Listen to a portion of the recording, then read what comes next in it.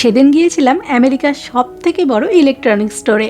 কোথাও বেড়াতে যাওয়ার আগে তো কতই জোগাড় যন্ত্র থাকে বলুন, আজও এসেছি তেমনই একটা কাজে, উদ্দেশ্য একটা ট্রাইপড কেনা।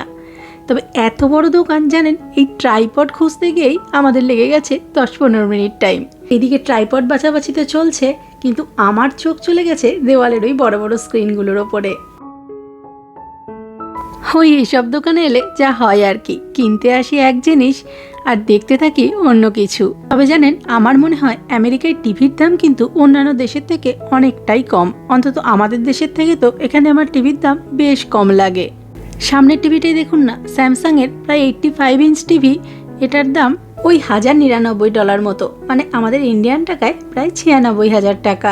স্যামসাংয়ের 85 ইঞ্চ স্মার্ট টিভি 96,000 টাকায় আমাদের দেশে দাম কম নাকি এদেশে, অবশ্যই আমাকে কমেন্ট করে জানাবেন কিন্তু।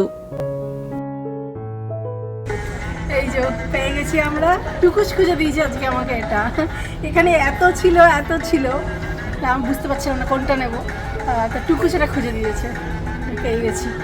বেড়াতে কি দারুণ ছবি। ট্রাইপড তো কেনা হলো, কিন্তু কোথায় বেড়াতে যাচ্ছি সেটা কিন্তু ক্রমশ প্রকাশ্য। দারুণ দারুণ সব বেড়াতে যাওয়ার ব্লগ আসবে কিছুদিন পর থেকেই।